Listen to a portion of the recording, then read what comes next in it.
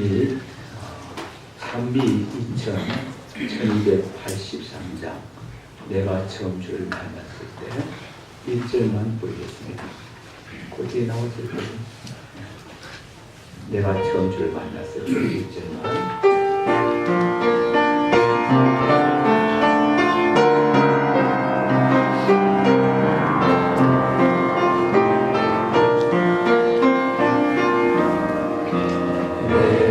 처음 주를 만났을 때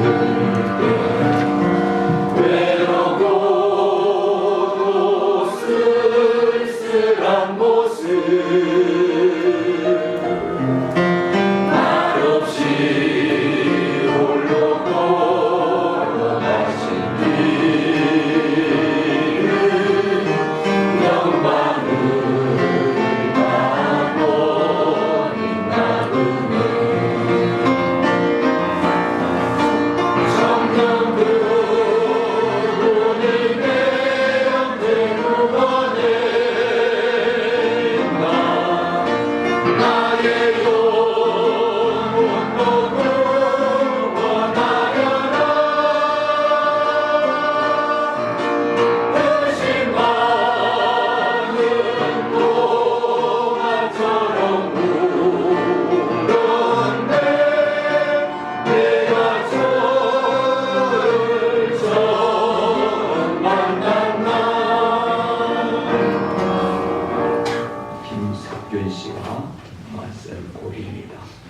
여기에 보면 의심 많은 도마처럼 울었네.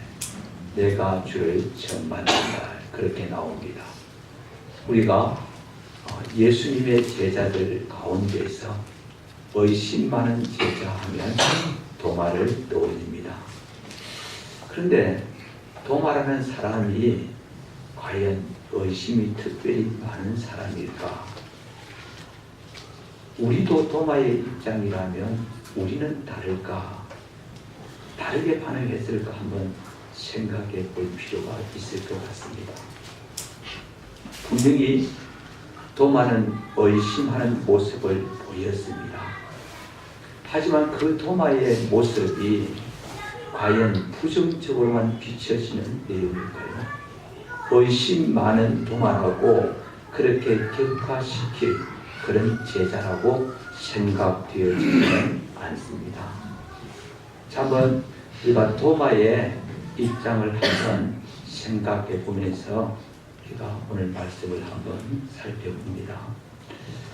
늘 제자들과 함께 머물렀던 예수님께서 아무 힘도 없이 대제사장들과 장로들의 하수인에 의해서 붙잡혀 갑니다. 그리고 산헤드린 공회에서 종교 재판이 열렸는데 예수님은 사형에 해당하다고 판결을 내립니다. 그리고는 이 산헤드린 공회가 비록 사형을 판결을 내렸지만 당시 로마가 지배하는 시대였기 때문에 특별히 사형에 관한 한 이 유대인들이 마음대로 할 수가 없습니다. 사형에 관한 것은 적어도 로마 법정에 판결이 있어야 됩니다. 그래서 산헤드린 공회는 예수님을 이제는 빌라도의 법정으로 끌고 갑니다. 그리고는 이 나라를 어지럽히고 쉽게 말하면 소요를 일으키는 자라고 당연히 죽여야 될 자라고 그렇게 빌라도에게 고소를 합니다. 그리고 빌라도는 이 무리들의 요구를 따라서 예수님을 사형 언도를 내립니다. 그리고 십자가에 주님은 못 박혀 죽었습니다. 아리마다 요셉이 자기가 밤무덤에 급히 이 예수님의 시신을 안치했습니다. 그리고 사흘 뒤에 이제 부활하신 예수님께서 제자들을 찾아오셨습니다. 물론 그때 도마는 그곳에 함께 있지 않았습니다. 자, 예수님의 제자들이 부활의 주님을 목격하고 우리가 부활의 주님을 만났다는 하고 그렇게 도마에게 말했지만 도마는 내가 예수님을 직접 만져보지 않고서는 결단코 예수님의 부활을 믿지 않겠다라고 그렇게 강하게 예수님의 부활을 믿기를 거부했습니다.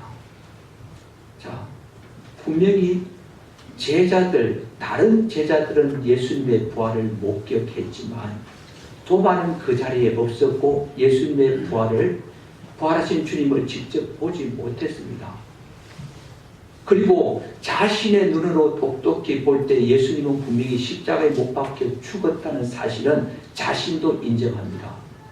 그런데 3일 뒤에 예수님께서 다시 살아나셨다고 제자들이 말할 때 여러분 같으면 그래 예수님께서 살아나셨겠구나 추측을 하든지 어느 정도 그럴 수 있다고 생각할 수 있었는지는 몰라도 그래 내가 예수님 믿으라고 여러분 그렇게 확신할 수 있겠습니까?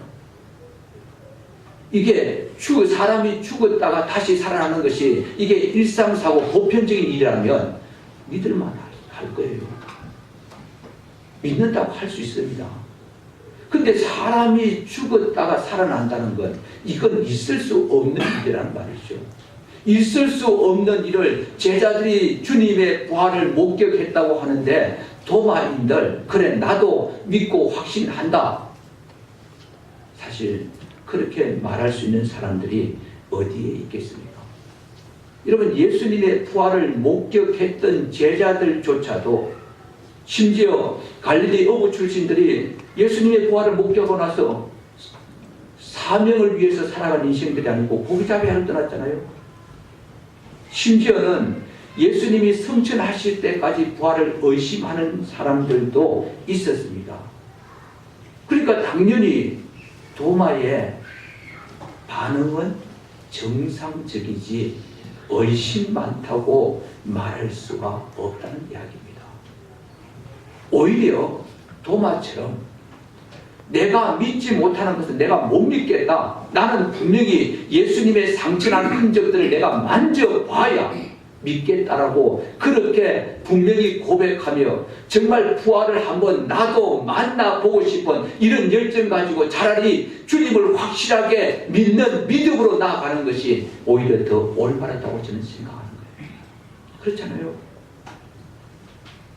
예수님을 믿는 것 같지도 않고 예수님을 믿지도 않는 것 같은데 그러면서도 믿음이 있는 척하면서 주님 앞에 정말 자신의 신앙을 확인하고 점검하는 이런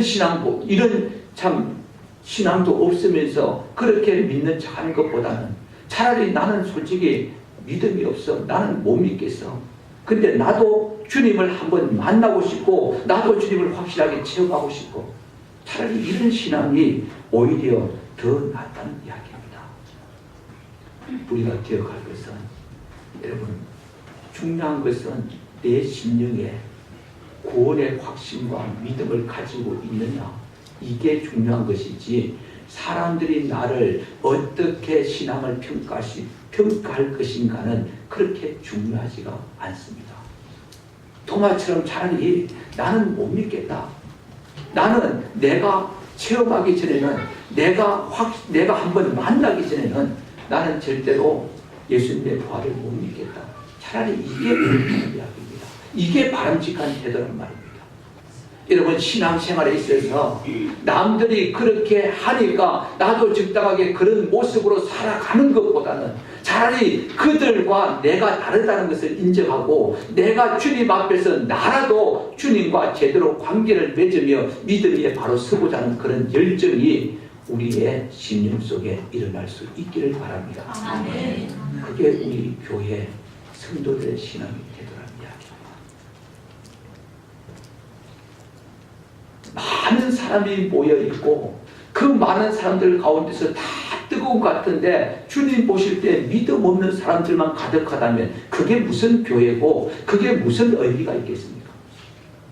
단 몇 사람은 있을지라도 그 중심이 하나님을 향하고 주님을 확실하게 믿고 주님을 위해서 내 생명까지 요구하시면 드릴 수 있는 그런 신앙의 사람이 몇 사람만 있더라도 차라리 그 신앙의 사람이 훨씬 더 아름답고 그런 모습을 바라보시는 주님은 훨씬 더 기뻐하실 줄 믿습니다. 도마같이 아니면 아니다, 맞으면 맞다고 분명히 대답할 수 있는 그런 신앙의 사람들 되시기를 바랍니다. 그리고 도마같이 나는 못 믿겠다 해서 끝나는 것이 아니고 결국 주님을 만나서 제대로 된 신앙의 고백을 할 수 있는 그런 신앙의 사람 될 수 있기를 바랍니다. 자, 오늘 본문에 보면 말이죠. 이 도마가 사실은 의심을 품습니다. 나는 못 믿겠다. 나는 제자들 당신들이 부활의 주님을 만났다고 하지만 나는 못 만났다. 참 어떻게 보면 이런 모습들을 사람들은 부끄러워합니다. 주님 만났습니까? 나 못 만났는데. 나 아직 못 만났어요. 그렇지만 만나고 싶어요. 만나고 싶어서 미칠 것 같아요. 이게 오히려 바람직한 반응이라는 거죠. 주님 만났어요? 글쎄요. 만났는지 잘 모르겠어요. 그런데 아마 만난 것 같아요. 그러면서 주님에 대한 갈망이 없다면 그분은 오히려 위험한 신앙이죠. 자, 그런데 말이죠. 잠언 14장 7절에 보면 이렇게 말합니다.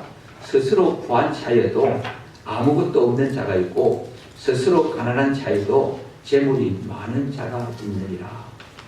여러분 남들이 보기에 부한 채한다. 야, 저 사람 제법 뭔가 가진 것이 있는 것 같다. 부한 채 했는데 막상 보니까 안에 들어가보니까 아무것도 가진 것이 없는 아주 그런 병입니다. 차라리 그런 사람보다 저 사람 참 지지도 가난하네. 그렇게 주변에서 말하는데 실상 그 안에 들어가 보니까 제법 떵떵거리고 살아가는 사람이다. 차라리 이런 사람이 낫다는 이야기입니다. 우리의 신앙도 마찬가지로 남들이 볼 때는 경건하고 남들이 볼 때는 신앙 좋은 척 했는데 막상 안에 들어가 보니까 막상 주님께서 보시니까 막상 신앙의 삶을 살아가는 모습 보니까 아, 저 사람은 신앙이 없는 사람이야. 이런 사람보다는 저 사람은 신앙도 없는 것 같고 저 사람은 믿음도 없는 것 같은데 정말 삶 속에서 살아가는 삶의 모습을 보니까 저 사람은 예수 믿는 사람보다 더 확실하게 주님을 의지하고 믿는 사람이야. 이게 낫다는 이야기입니다. 바로 이 모습이 이게 오늘 우리가 도마의 신앙을 통해서 볼 수 있는 그런 신앙의 자세가 된다는 이야기죠. 자, 그런데 오늘 본문을 가만히 보면 주님이 오시면 어떤 일들이 일어나는가를 보여주고 있습니다. 주님이 오시면 말이죠. 26절에 가보면 주님이 오셔서 제자들에게 뭐라고 이야기합니까? 너희에게 평강이 있을지어다. 여러분 평강, 평화, 화평이라는 의미입니다. 일반적으로 유대인들이 일반적으로 사용하는 인사의 말입니다. 이 샬롬, 르카, 너에게 평강이. 이게 바로 유대인들의 일반적인 이 인사의 표현입니다.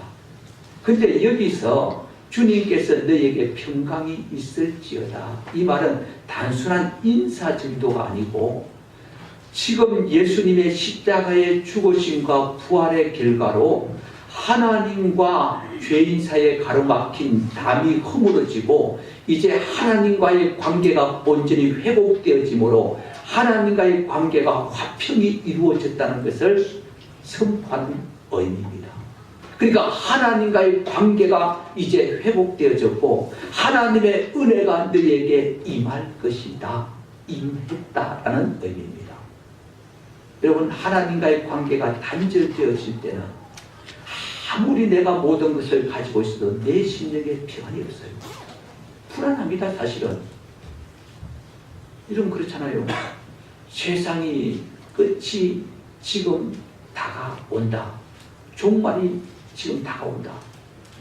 많이 가진 사람들은 뭔가 종말이 온다 해도 안전할 것 같아요. 그런데 죄인된 심령에는 늘 하나님의 진노라는 무의식 속에서 느끼는 불안감이 있습니다. 그런데 예수 믿는 하나님의 백성들 속에는 말이죠. 종말이 온다, 세상 끝이 온다고 할 때에 오겠구나라고 그렇게 받아들이면서도 주님 오실 때 나는 주님 앞에 갈 것이라는 이 마음에 불안이 있는 것이 아니고 주님 오시면 나는 간다는 평안함이 있습니다. 여러분 삶 속에서 말이죠. 주님께서 찾아오시면 내 삶의 모든 문제가 산적해 있어도 주님께서 내 삶에 내 심령에 찾아오시면 모든 문제는 문제가 되지 않습니다. 평강이 주어진다는 이야기입니다. 여러분 사람들은 말이죠. 기도해 주겠습니다. 기도하면 될 겁니다. 그런데 말이죠. 그렇게 참 권면하고 격려했는데 안 될 수가 있어요. 그렇잖아요. 은혜를 주시는 분도 하나님인데 내가 은혜를 구해도 은혜가 더디올 수 있잖아요. 내가 기도해 주었는데도 응답이 더디올 수가 있어요. 그래서 기도하면 될 겁니다 할 때 기도가 응답될 때까지는 여전히 내 삶에는 기도하면 응답될 것이라는 그 말이 진실이 되지 못한다는 이야기죠. 그때 주님은 아닙니다. 너희에게 평강이 있을지어다. 주님 선언하시면 그 평강이 주어진 줄 믿습니다. 그게 주님의 능력입니다. 주님의 본심입니다. 이미 주님께서 십자가에 죽으시고 부활하심으로 인해서 하나님과의 관계가 이미 회복되어졌고 이제 관계가 회복되어짐으로 인해서 막혔던 그 담이 허물어짐으로 인해서 하나님의 은혜가 자연스럽게 제자들에게 흘러가게 되어지고 결국 성령의 역사로 인해서 그 위협과 어려움 속에서도 복음을 담대히 전하는 자가 되어진 겁니다. 여러분 주님께서 찾아오시면 여러분의 심령에 평강이 주어질 줄 믿습니다. 주님 오시면 모든 염려가 사라져요. 주님께서 찾아오시면 내 삶에 그렇게 힘들게 했던 부분들이 문제가 되지 않아요. 사실 우리의 삶에서 얼마나 문제가 많습니까? 그렇잖아요. 근데 이 많은 문제들이 사실은 주님이 없고 내가 이 문제를 무언가 해결하려고 하니까 불안하고 염려스럽고 우리의 심령이 평강이 사라져버리지만 주님이 오시고 주님께서 모든 것을 해결해 주신다는 이 확신이 찾아오면 문제가 되지 않는다는 이야기입니다. 주님이 오시면 여러분의 모든 심령의 불안이 사라질 줄 믿습니다. 그래서 힘들고 어려울 때 여러분 주님을 간절히 찾을 수 있기를 바랍니다.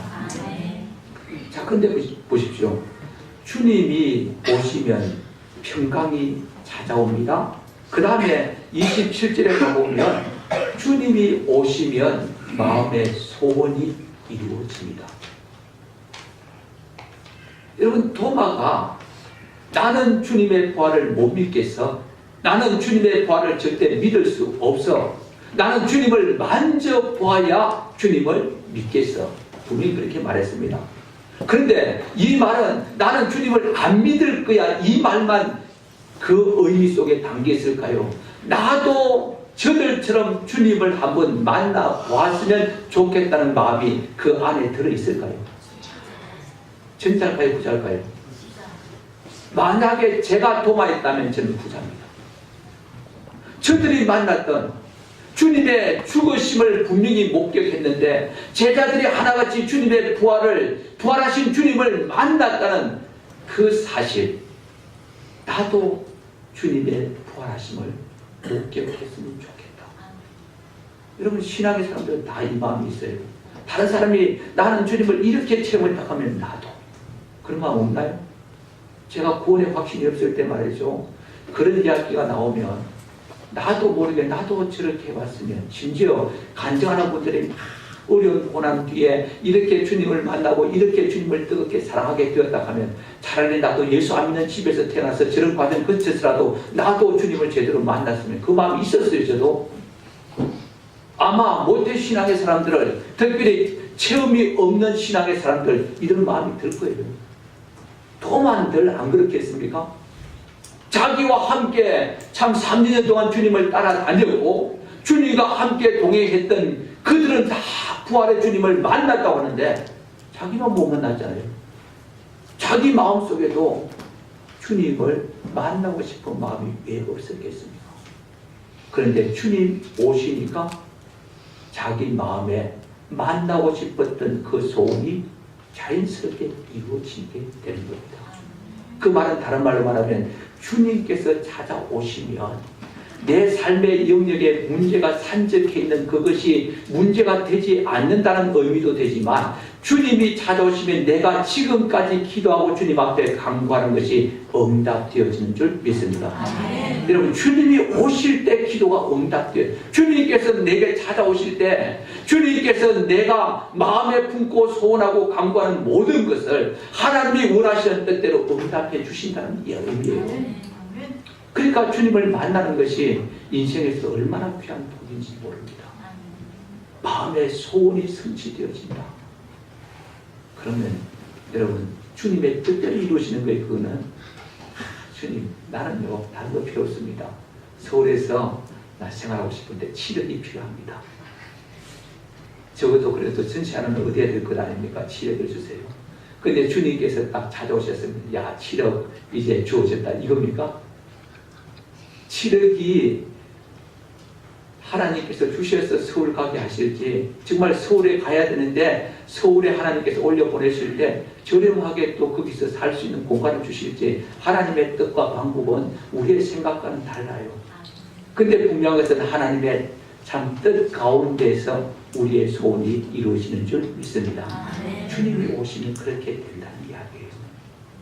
그래서 일반적으로 기도할 때 마음의 평강이 찾아올 때 그 기도는 응답되어진 것으로 믿음이 되는 겁니다. 자, 그 다음에 하나 보면 말이죠. 여러분, 주님이 찾아오실 때 비로소 도마가 뭐라고 고백합니까? 나의 주님, 나의 하나님. 진정한 신앙의 고백이 나오게 됩니다.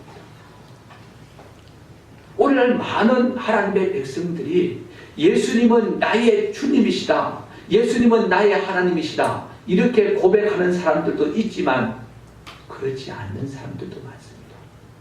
예수님이 주님이심을 인정합니다. 예수님께서 하나님이심도 나는 믿습니다.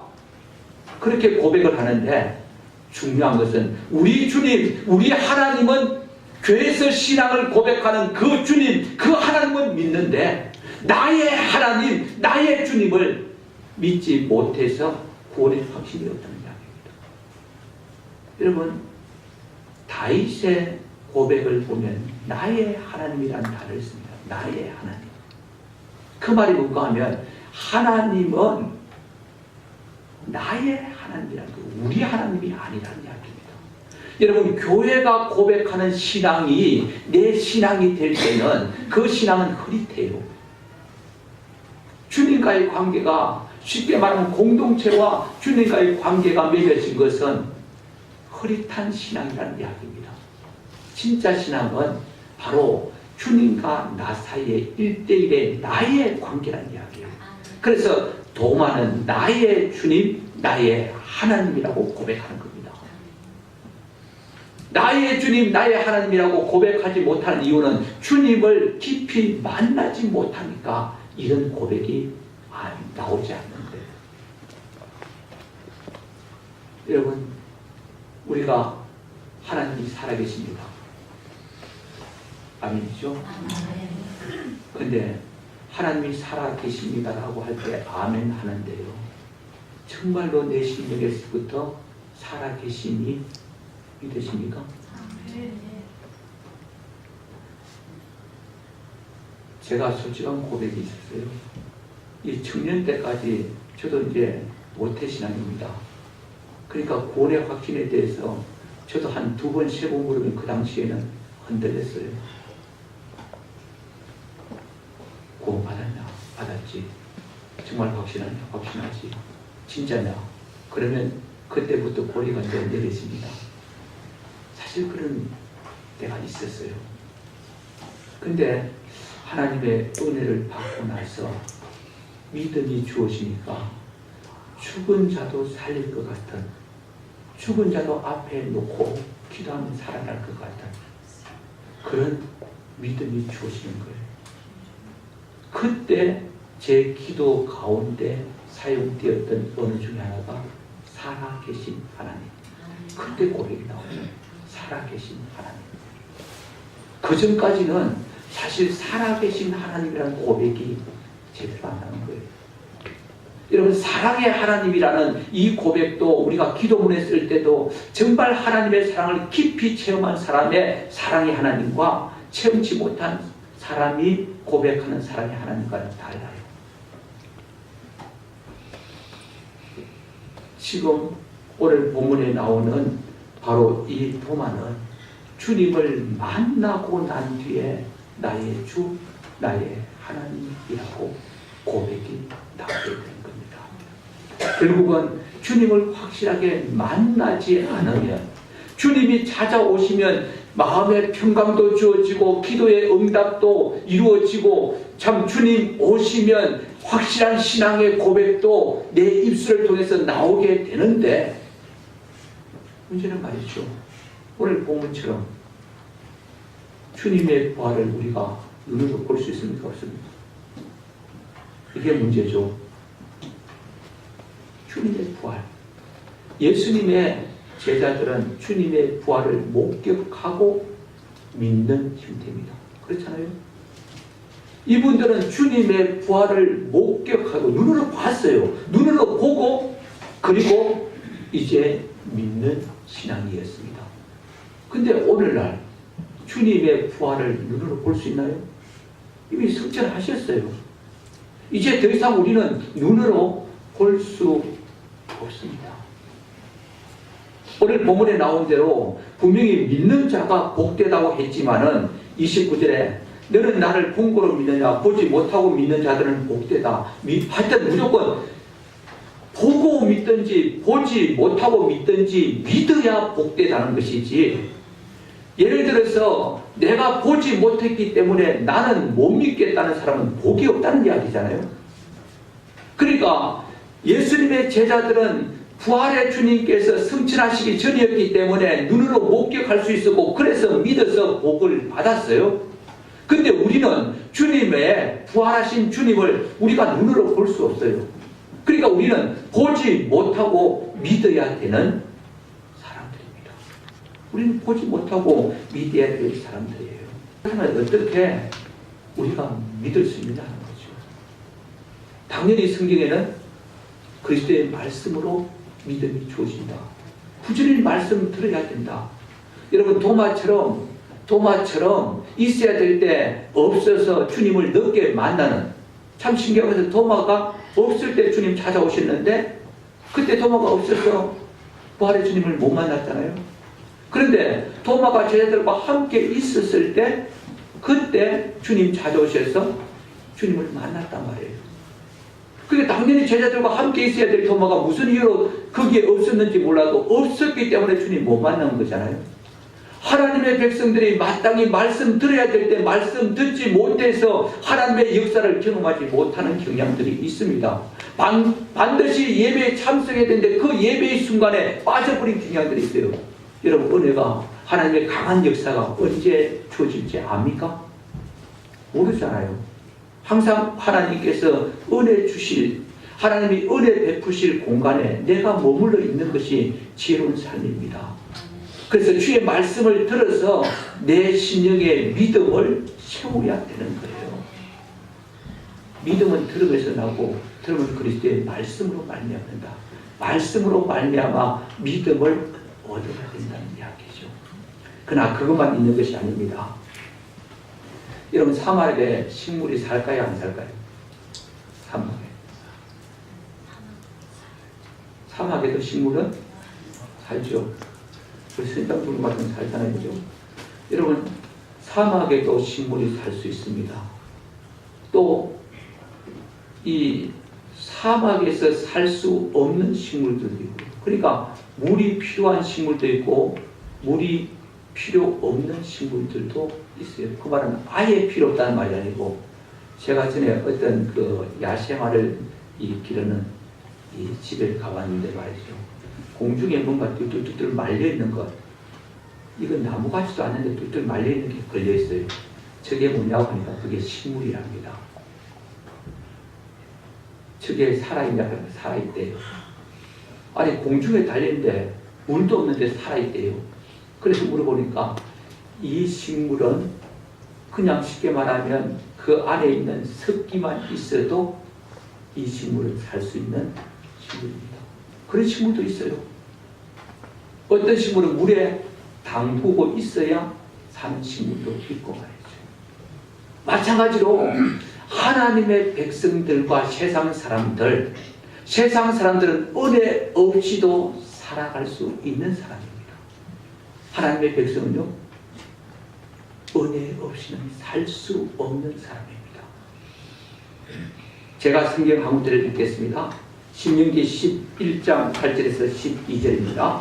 그러므로 너희는 내가 오늘 너희에게 명하는 모든 명령을 지키라. 그리하면 너희가 강성할 것이요 너희가 건너가 차지할 땅에 들어가서 그것을 차지할 것이며 또 여호와께서 너희의 조상들에게 명시하여 그들과 그들의 후손에게 주리라고 하신 땅 곧 젖과 꿀이 흐르는 땅에서 너희의 날이 장관이라. 내가 들어가서 차지하는 땅은 내가 나온 애굽 땅과 같지 아니하니 거기에서는 너희가 파종한 후에 발로 물대기를 채소밭에 된 것 같이 할 거니와 너희가 건너가서 차지할 땅은 산과 골짜기에 있어서 하늘에서 내리는 비를 흡수하는 땅이요 내 하나님 여호와께서 돌보아 주시는 땅이라. 연초부터 연말까지 내 하나님 여호와의 눈이 항상 그 위에 있느니라. 가나안 땅은 젖과 꿀이 흐르는 땅이다. 성경은 그렇게 말씀합니다. 젖과 꿀이 흐르는 땅, 얼마나 비옥한 땅이지.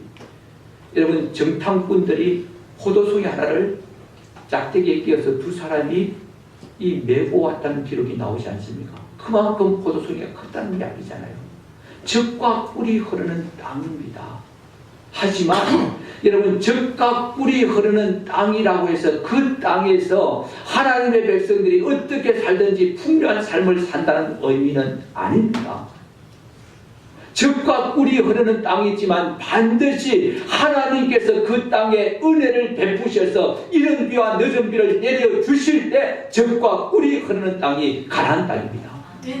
항상 하나님의 은혜를 공급받지 않으면 가나안 땅은 그 거민들을 토에 내치는 땅이라고 이야기합니다. 그냥 토에 내버리는 거예요. 왜 이스라엘 백성들을 하나님께서 광야로 인도하시는지 아십니까? 여러분, 광야길로 인도하신 이유는 철저하게 하나님 의지하지 않으면 살 수 없음을 훈련시키는 장소였습니다. 광야길, 세상 사람들은 들어가서 살 수 없는 곳, 그곳에서 하나님의 백성들이, 이스라엘 백성들은 살라는 거예요. 거기서 세상 사람들이 세상 방식으로 살 수 없는 그곳에서 너희들은 하나님을 의존하고 살라는 거예요. 그렇게 훈련시켜서 가나안 땅에 들인 목적은 그 가나안 땅이 젖과 꿀이 흐르는 땅이지만 광야에서 살아가는 것처럼 하나님을 철저하게 의지하고 하나님을 붙들 때 너희들은 젖과 꿀이 흐르는 땅에서 풍요함을 누리게 될 것이다. 그걸 미리 훈련시키기 위해서 40년 광야 생활을 보내게 하셨던 겁니다. 여러분, 그 말은 세상 사람들은요, 하나님의 은혜 없이도 잘 살아요. 애굽 사람들이니까, 애굽 땅에 사는 사람이니까 발로 물대기에서라도 농사를 짓고 나름대로는 그래도 살아갈 수 있는 사람들이 바로 세상 사람들입니다. 하나님께서 애굽 땅에서 건져낸 이스라엘 백성들은 그렇게 발로 물대기 하면서 자기 힘으로 살아서 부유함을 누릴 수 있는 사람들이 아닙니다. 이제는 은혜가 있어야 비로소 풍요함을 누릴 수 있는 사람들이 바로 하나님의 백성들입니다. 그러기에 하나님의 백성들은 항상 은혜를 구해야 된다는 이야기입니다. 이스라엘 백성들이 광야에서 목말라서 모세에게 뭐라고 합니까? 우리 목말라 죽겠다고 모세에게 원망할 때 모세가 하나님께 구했을 때 물을 주셨습니다. 전쟁을 할 때도 하나님께 구했을 때 승리케 하셨습니다. 하나님은 구하는 자에게 은혜 주시는 줄 믿습니다. 구해서 은혜 받아서 하나님을 날마다 생활 속에서 체험하게 될 때에 나의 하나님, 나의 주님이라는 고백이 나오게 된다는 이야기입니다. 말씀을 통해서 내 믿음이 확신을 얻게 되어지고 내 삶에서 주님과 끊임없이 은혜를 구하고 은혜를 공급받아서 내 삶에서 하나님의 손길을 경험할 때에 비로소 우리는 확실한 신앙을 고백할 수 있고 하나님의 백성답게 이 어려운 세상에도 살아갈 수 있게 된다는 의미죠. 여러분, 우리는 이미 하나님께서 애굽 땅에서 불러내신, 그래서 가나안 땅에 승차게 하신 하나님의 백성이에요. 하나님 없는 것처럼 살면서 풍성함을 누리려고 생각하지 마세요. 끊임없이 하나님께 구해야 되고 끊임없이 하나님의 은혜 없이는 살지 못한다고 고백해야 되고 끊임없이 주님 없으면 나는 더 이상 소망이 없는 자입니다. 주님께 떨어지면 나는 메말라버리고 불태워질 인생입니다. 하나님, 나를 붙잡아 주옵소서. 주님과 함께 걸어가게 해 주옵소서. 날마다 은혜 가운데 주님을 구하는 자들 되시기를 바랍니다. 도마는 제자들과 함께 하지 않았습니다. 예수님을 믿지 못한, 부활의 주님을 믿지 못한 제자였습니다. 제자들의 부활하셨다는 그 사실을 증거했지만은 부인했습니다. 도마는 시각적인 믿음에 의존했습니다. 하지만 그런 도마라도 주님은 버리지 않으셨습니다. 시각적인 믿음을 의지했지만 그런 도마라도 주님은 도마에게 찾아오셔서 그의 신앙을 회복시켜 주셨습니다. 오늘도 주님은 우리 각자에게 도마처럼 그런 심령일지라도 우리의 신앙을 회복시키시기를 원하시고 나의 주 나의 하나님이라고 고백하도록 하시기를 원하시며 또한 내 삶의 모든 어려움 속에서도 하나님의 백성으로서 평강을 누리며 살기를 원하십니다. 오늘도 주님께서 우리에게 찾아오셔서 우리에게 은혜 구하기를 원하고 계신다는 사실을 기억하고 주님 앞에 은혜를 구해서 주님 오심으로 말미암아 누릴 수 있는 평강과 응답과 참 신실한 신앙의 고백이 여러분의 삶에서 입에서 나올 수 있기를 주의 이름으로 축원합니다. 우리 같이 동성으로 기도할 때